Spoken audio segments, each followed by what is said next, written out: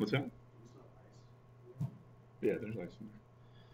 All right, so the next thing we're going to talk about here is this thing called access control. And specifically, some of the things that we're going to see on the exam are the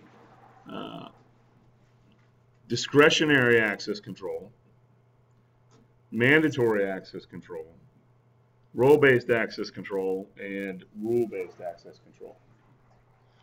So, you got to do that right now, man? I mean, I'm recording a video here. My God.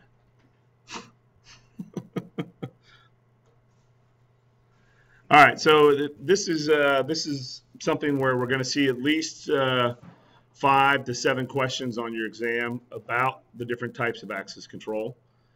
We've already talked and a couple of games. You guys had a couple of games that we went through and did, I guess, on day 2 of the boot camp, where we talked about the different types of controls and where to bucket those, whether they're technical or physical or administrative.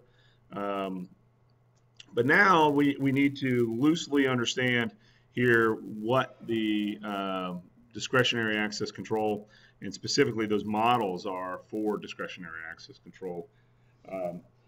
So on 150 in your book, I think it does a pretty good job of explaining that.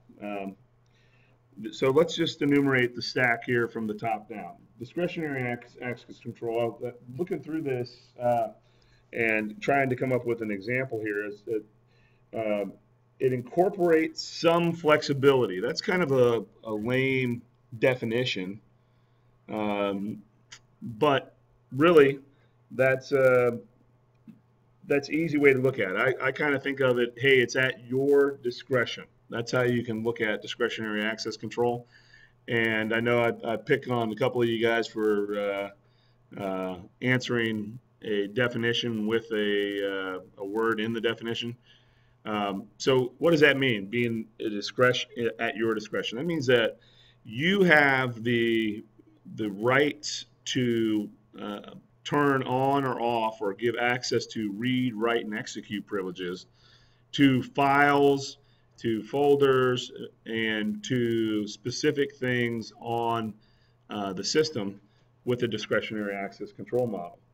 Give a specific example of how something like that might be used? Absolutely. So an example that I'll use, and I'll mimic the one that the book says here, is that the Linux and Unix environment here, where we have the permission structure that exists for any files within the system. So look on page 151 here at the bottom with me. All permissions in the operating system fall within 3 users groups: the owner, the group, and this thing that's called other. So any permissions that are associated with the owner group belongs to whoever created that. So anything that's not in the owner group would fall in the other category. So we would have the ability to go through and at our discretion, we can give people different permissions to different files on our system because we control that. Kind of like the easy way to think about it, they say flexibility is discretionary. I'll say only you can give access to people. So it's at your discretion. Easy way to remember that. Does that make sense?